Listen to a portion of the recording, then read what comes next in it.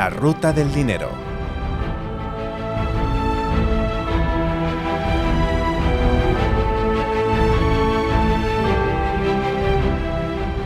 Otro episodio más de La Ruta del Dinero con Fernando Luque. Bienvenido, Fernando. Muchas gracias, Joaquín. Y hoy nos vamos a uno de los destinos que a mí particularmente me encantaría conocer, porque no lo tengo todavía visitado, que es India.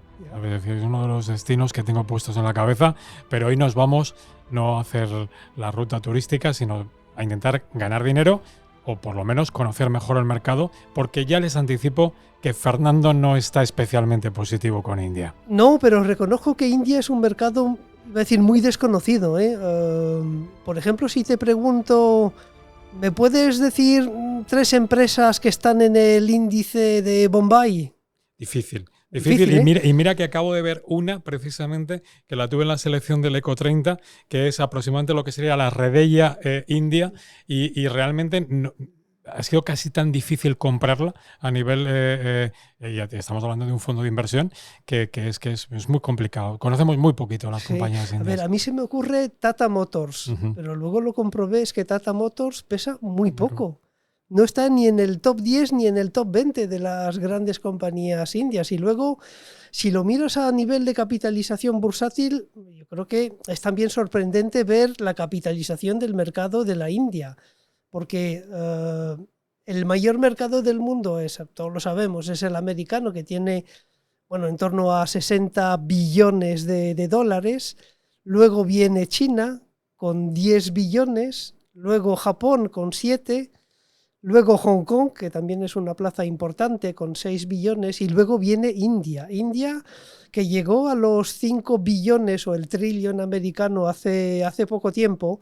Luego ha tenido un comportamiento pues un poco errático en bolsa, hasta ahora por debajo de los 5 billones, pero es bastante más grande, por ejemplo, que la bolsa de Londres, muchísimo más grande que la bolsa alemana, por ejemplo. A mí hay una relación que es la relación PIB, relación valor de las compañías cotizadas, que yo lo llamo la bursatilización, que es un palabra que no existe, pero que me gusta utilizar. La bursatilización del mercado indio es uno de los más altos del mundo, teniendo en cuenta que estamos hablando que es una economía por PIB de unos, no se acerca todavía a los 4 billones, con lo cual es mayor su tamaño de mercado cotizado que lo que es el PIB del país. Sí, pero hasta cierto punto entiendo un poco el atractivo de India, ¿no? Y seguro que o por lo menos los que son muy fan de invertir en India, pues te van a decir, hombre, pues es que India pues tiene la población más grande del mundo, tiene también un potencial de crecimiento enorme, pero luego lo piensa y a nivel bursátil,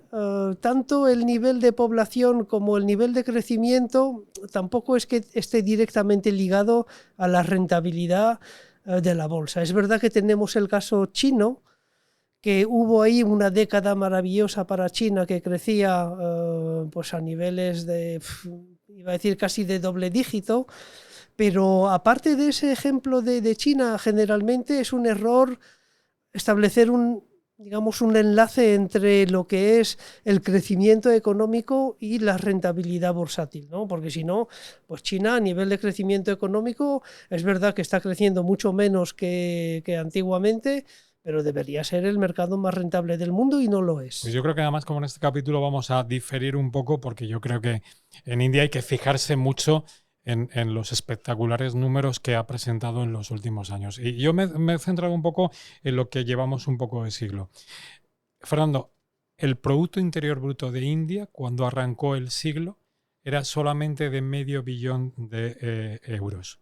Hoy estamos hablando de que la economía india, como lo decía anteriormente, va camino de los 4 billones, prácticamente ha multiplicado en estos 25 años por 7 el tamaño del PIB. Hoy India es la quinta economía del mundo, pero es la quinta de la economía del mundo que va a sorpasar rápidamente a Japón y Alemania. Yo creo que Japón además lo hará precisamente este año y que Alemania pues, se lo va a comer relativamente pronto. Y una de las cosas que realmente me gusta del mercado indio, que hay mucha gente que este año te dice, bueno, es que este año estoy perdiendo con India. Estás perdiendo con India por el dólar, porque la mayor parte de los fondos que tienes en India lo que tienen es un efecto divisa o un componente divisa por detrás que es muy potente.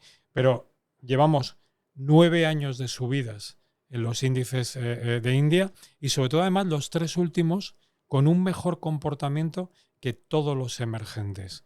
Y yo creo que es algo que hay que poner un poco además precisamente en cuanto se produce un frenazo en la economía india y lo hemos tenido en los últimos meses, pero creo que hay un factor muy importante que es la decisión del pasado 6 de junio del Banco Central Indio de empezar la bajada de tipos, bajó el precio del dinero del 6% al 5,5% y ya está acelerando un poco ese proceso de desaceleración de las bajadas de tipos para empezar a hablar claramente de recortes en el precio del dinero. Sí, ahí coincido, ¿no? A nivel de rentabilidad, de hecho, si cogen los últimos 5 años, la bolsa india en euros es de los mercados invertibles, pues probablemente la más rentable. Y es precisamente ese punto iba a decir, de rentabilidad realmente exagerada, porque tiene a 5 años prácticamente un 20% anual de rentabilidad en estos últimos años, es lo que hace que nosotros pensemos que dentro de los mercados emergentes no es la bolsa más barata. De hecho, es de las pocas bolsas, iba a decir, ligeramente sobrevalorada. Cualquier otro mercado emergente invertible para nosotros tiene valoraciones más atractivas que la India. Porque claro, yo siempre pienso que, claro, cuando un mercado tiene ese tipo de rentabilidad del 20% anual en los últimos 5 años, y eso que el último año ha sido, bueno, malo, hay que reconocerlo, ¿no? Renta variable India lleva sufriendo pues una caída de prácticamente el 7% a un año, comparado con rentabilidades pues muy positivas para otros mercados emergentes. Se debe a eso, a que estos últimos 5 años o estos últimos 4 años, quitando digamos el último año, han sido realmente espectaculares, ¿no? Y han sido espectaculares iba a decir también por un tema político, porque si mira esta rentabilidad del último año, que ha sido muy, muy negativa, pues se debe a un cambio político. Ha habido elecciones el año pasado en China, yo creo que fue en el mes de junio por ahí, donde ganó Modi, pero no ganó con mayoría absoluta. Tuvo que pues hacer un gobierno de coalición, y es verdad que Modi era muy favorable a las empresas, a la inversión, y el hecho de, digamos, tener que hacer un gobierno de coalición, pues enfrió bastante a los mercados, ¿no?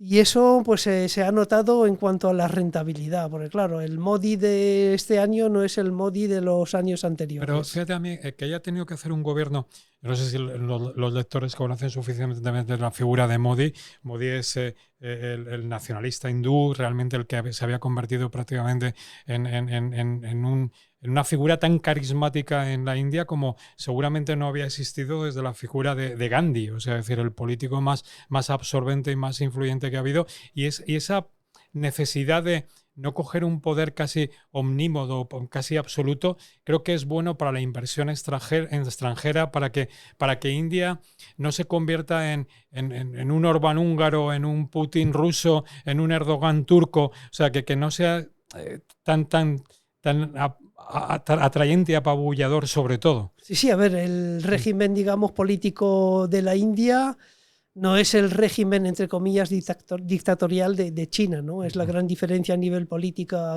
con China. Y luego lo que también hay que decir es que India se ha aprovechado mucho del hecho de que muchos gestores estos últimos años abandonaron un poco las inversiones en China. Especialmente por problemas políticos. De hecho, nosotros hemos sacado un artículo hace muy poco tiempo mencionando que fondos que evitan China, fondos emergentes que evitan China, pues se han disparado como la pólvora en número de fondos. Es decir, hay muchos fondos que evitan precisamente China y el gran beneficiario es la India. Y por eso creo que es bueno esta necesidad de pactar que tiene en este momento Modi, porque para mí el peligro que tenía Modi en ese factor de influencia es que era prácticamente, quería instalar una democracia étnica.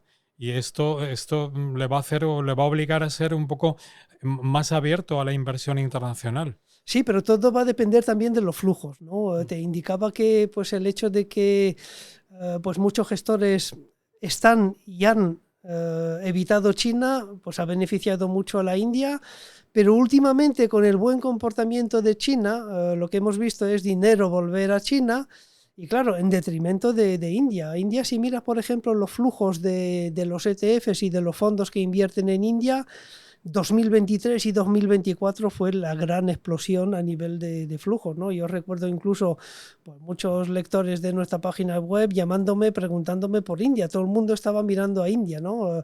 Ahora la gente mira menos. Ha habido un parón bastante fuerte en los flujos. Pero eso es bueno, precisamente Sí. porque a lo mejor es cuando no eres el foco de atracción, realmente a lo mejor es donde está la oportunidad de valor. Sí, a ver, el hecho de que pues, la bolsa pues, haya recortado pues, un 7% en los últimos 12 meses, bueno, pues hace que pues, la renta variable india pues, sea, a nuestro juicio, menos sobrevalorada que hace algunos meses. Y es verdad que yo recuerdo haber mirado los datos de sobrevaloración de India y eran muy altos hace algunos meses, ¿no? Con lo cual ese recorte en las cotizaciones es bueno para aquellos que quieran invertir en India, ¿no? Pero es verdad que India pues, está muy presente en los fondos emergentes, no es una inversión, digamos, marginal en los fondos emergentes, es yo creo que la segunda, tiene el segundo peso después de China en los fondos emergentes. China ha bajado mucho en los pesos de los fondos emergentes, está ahora mismo yo creo que en torno a un 20% e India está más o menos ahí. Ha habido, digamos, un efecto casi de sorpaso de India a China en los fondos emergentes.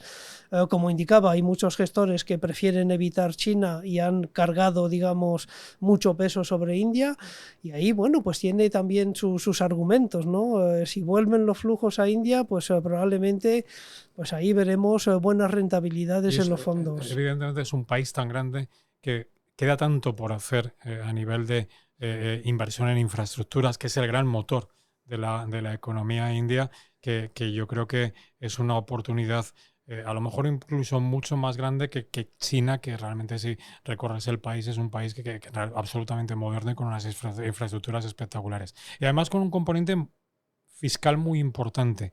Y es que el gobierno de Modi lo que ha hecho es no llevar el apalancamiento de la deuda del país a unos niveles tan importantes como las economías desarrolladas. Hoy China, lo miraba aproximadamente, está en un poquito más del 80% la relación deuda-PIB, que llegó a ser casi el 90%, el 88% en el año del COVID. Desde entonces, pese a que hay una inversión pública muy potente, el endeudamiento del país no está creciendo. Sí, sí. Y luego lo que tú mencionabas de la dirección de los tipos de interés, están a la baja, yo creo que están en torno al 5,3%.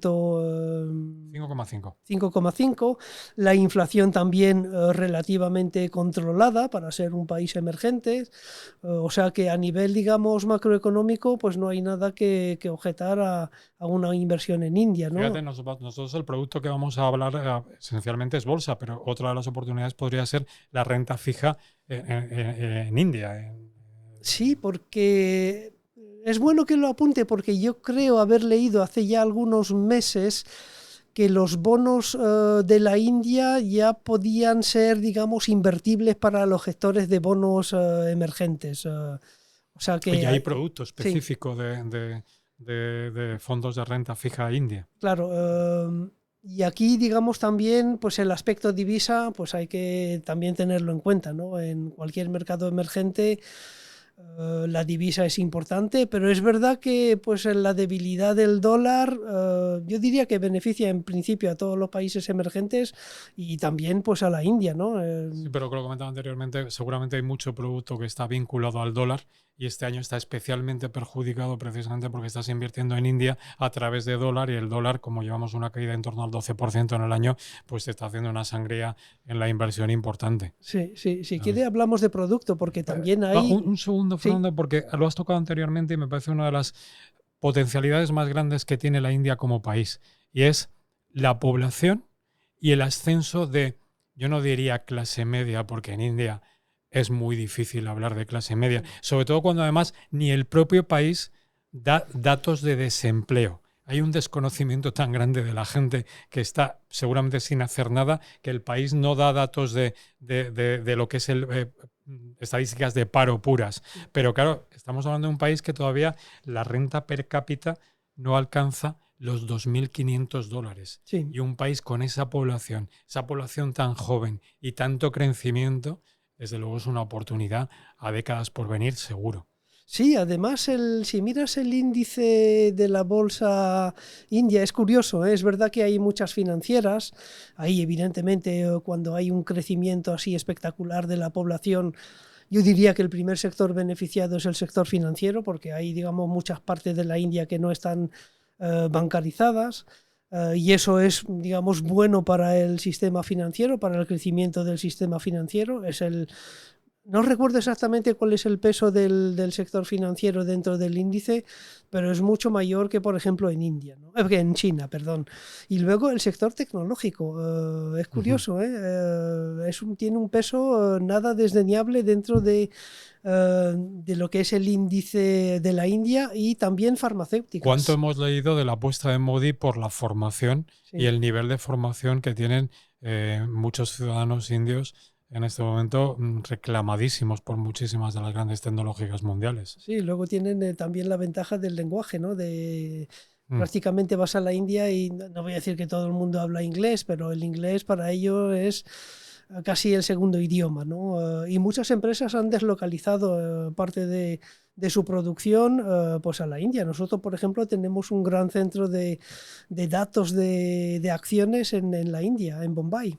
Yo creo que todos, Morgan Stanley, FactSet, Bloomberg, lo que es la centralización de los datos de casi todo, se lo han llevado a la India. Sí. Fernando, hablamos ya de lo que realmente los lectores quieren siempre, que es decir, oye, me contáis la idea, pero lo que quiero es aterrizarla en producto. Sí. ¿Dónde o cuál sería el fondo de inversión para invertir en India? A ver, hay dos opciones para invertir en India. La opción pasiva, y ahí yo iría directamente a un ETF porque no hay fondos indexados. Aquí es curioso, aquí la diferencia está bien materializada. Los fondos son fondos de gestión activa y los ETFs obviamente son fondos de gestión pasiva. Entonces, para la gestión pasiva pues hay bastante producto, ¿eh? Te voy a citar tres: el iShares MSCI India, el Amundi, también referenciado al mismo índice de MSCI India, y luego el Franklin FTSE India. Y lo curioso de los ETFs de renta variable India es que hay grandes diferencias en las comisiones. Por ejemplo, el ETF de Franklin cobra un 0,19%, mientras que el de Amundi cobra un 0,85%. Es una diferencia realmente brutal. ¿No ves este tipo de diferencia, por ejemplo, en fondos referenciados a la bolsa americana? Pero ¿y eso lo puede justificar por un comportamiento de generación de rentabilidad muy superior a otros de los ETFs que nos estás comentando? A ver, yo diría que sí. ¿Por qué? Porque especialmente en los fondos de gestión pasiva la rentabilidad va a venir efectivamente por el propio índice. Es verdad que el de Franklin, está referenciado al FTSE India y el otro, el de Amundi y el de BlackRock, al MSCI India, pero no debe haber grandes diferencias, ¿no? Primero, la rentabilidad va a venir por el índice de referencia y luego por los costes. Claro, tener un coste pues casi 4 veces menor, pues en principio deberías tener una mayor rentabilidad. Salvo si hay, diferencias en cuanto a la rentabilidad del índice. ¿Y comentabas un tercer ETF? No, estos tres: el de iShares, el de Amundi y el de Franklin. Vale. Son tres buenos ETFs, pero resalto el de Franklin por su coste realmente muy bajo respecto a los dos. Como siempre, recuerdo a nuestros lectores que en la página web tienen a disposición los SISIN de todos estos productos, que, como digo yo, de cara a su entidad financiera, buscar el producto es lo más sencillo, que antes que intentar replicar todo ese nombre que normalmente no son sencillos de los fondos de inversión. Y Fernando, si nos vamos directamente al producto fondo cotizado, ETF, ¿cuál sería un poco la recomendación que nos darías? Pues aquí yo tengo un gran preferido, que es el Jupiter India Select, que tiene una rentabilidad en los últimos 3 años realmente espectacular. Es tan espectacular que si lo comparas, por ejemplo, con cualquiera de estos 3 ETFs, su rentabilidad a 3 años es el doble. Es decir, en los últimos 3 años, este fondo, lo digo de memoria, sí, lo tengo aquí apuntado, ha conseguido una rentabilidad del 85% frente a más o menos el 40% para los ETFs. Es verdad que si remontamos un poco más en el tiempo, el fondo ha sido pues un poquito más caótico respecto a la rentabilidad de la media de la categoría y de la rentabilidad del índice de referencia, pero si miran los últimos 3 años han sido realmente espectaculares, ¿no? Entonces, a mí siempre me gusta dar más peso, digamos, a las rentabilidades recientes. ¿Por qué? Porque a lo mejor el gestor ha cambiado su forma de gestionar el fondo, puede que haya tenido suerte, también es algo que hay que contemplar, pero hay que darle por lo menos el mérito de haber conseguido esa rentabilidad en los últimos 3 años y es realmente espectacular, ¿no? Claro, esa rentabilidad extraordinaria en los últimos 3 años hace que la rentabilidad a 5, 10, incluso 15 años, bueno, no sé si tiene 15 años, no lo recuerdo, pero es un fondo con una trayectoria importante, pues sea pues, por encima de la media de su categoría. Indiscutiblemente, pero como todos sabemos, rentabilidades pasadas son solamente eso y ningún tipo de garantía sobre rentabilidades futuras. Como han visto claramente, yo me he mostrado algo más favorable y partidario a la inversión en India que Fernando, y como al plantearnos un poco la idea de invertir en India, le preguntaba yo un poco a Fernando, digo, si no tienes ese favoritismo que yo en este momento, y sobre todo de cara, porque lo he visto mucho en las estrategias de cara al segundo semestre, en muchas firmas de inversión han ido colocando a India como una de las alternativas interesantes de cara al mercado. Le preguntaba un poco a Fernando que él y en Morningstar cuál sería un poco el mercado en el que fijarse. Y lo comentamos anteriormente, pero lo pasé de pasada. Fernando quiere hablar de Turquía, sí. Que tiene un líder político que es tan polémico como Erdogan, tiene el país las mismas condiciones de una población tan joven y tan creciente, pero claro, estamos hablando ya de una economía muchísimo más madura que la India, en el caso de Turquía. Sí, a ver, tengo que decir que de los mercados emergentes el que más nos gusta es China, pero ya hablamos de China. Le dedicamos un capítulo especial. Si alguien quiere algo más picante, Turquía. Turquía va mal. O sea, tú miras un ETF de renta variable turca cotizada en euros, hay que mirar cotizado en euro, porque claro, aquí Turquía ha tenido un problema con la lira que se ha depreciado de forma espectacular, con lo cual tienes que mirar rentabilidades en euros. Y claro, rentabilidades en euros, cualquier ETF de Turquía pues ha perdido o está perdiendo en este año un 20%. Y a un año caídas del 30%.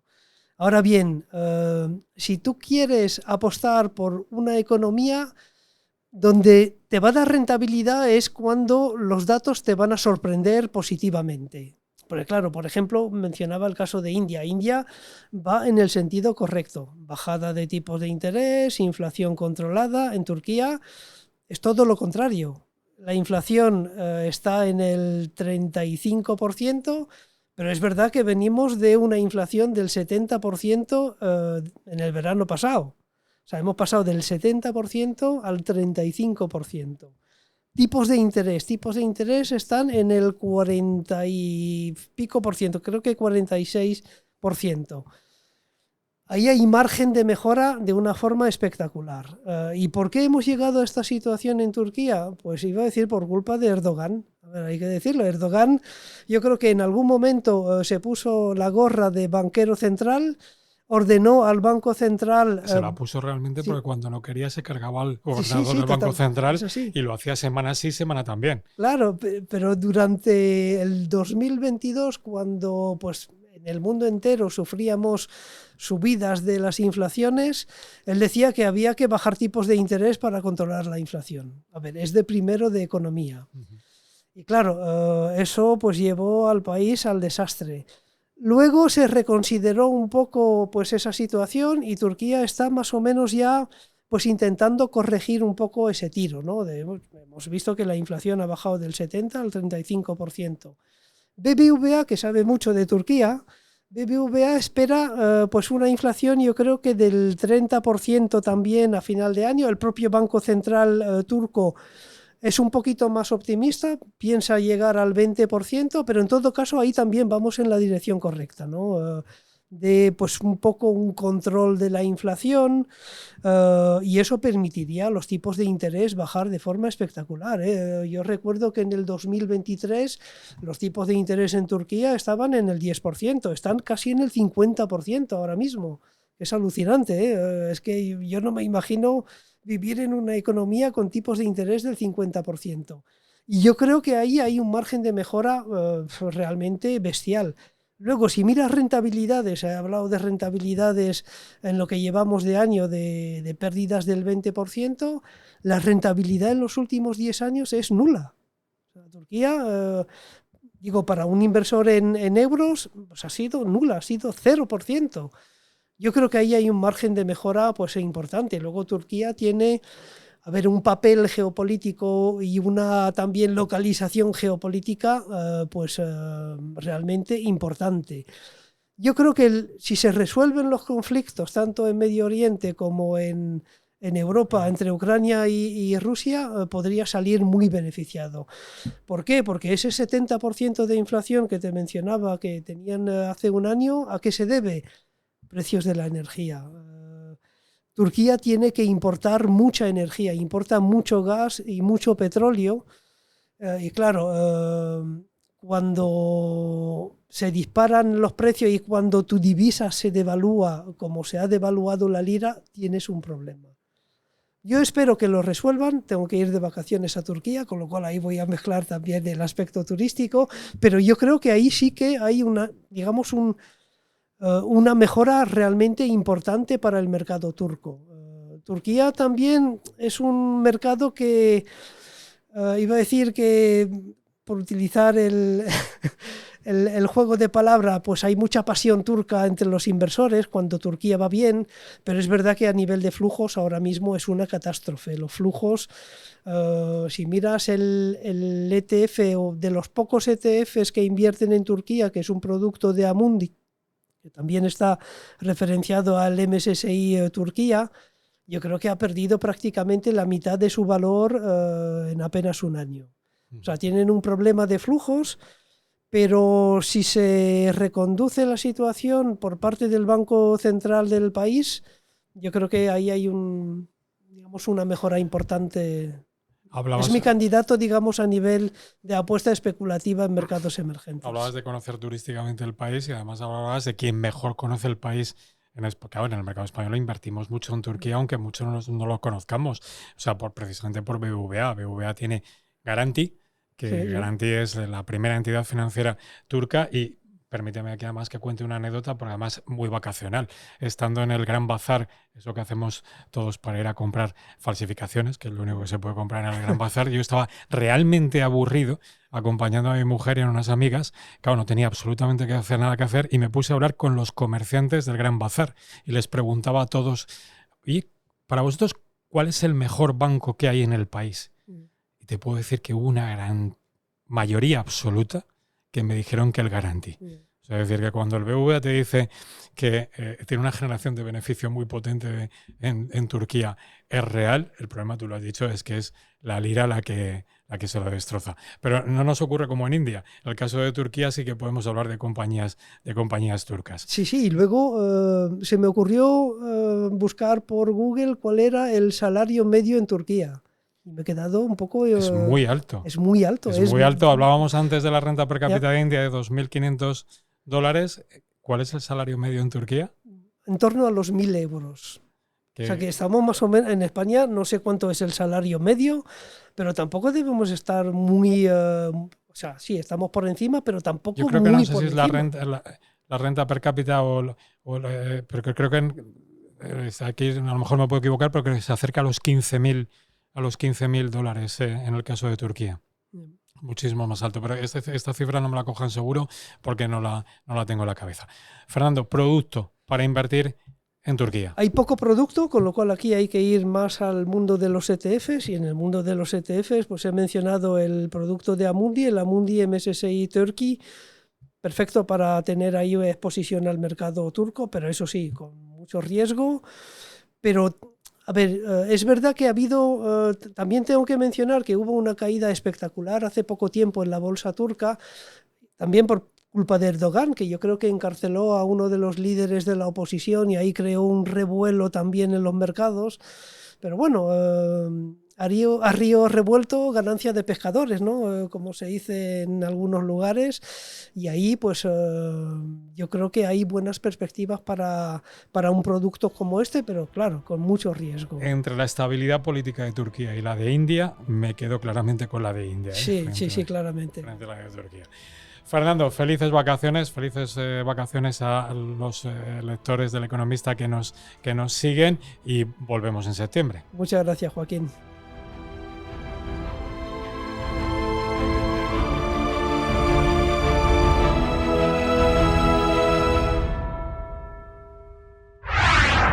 El Economista Podcast.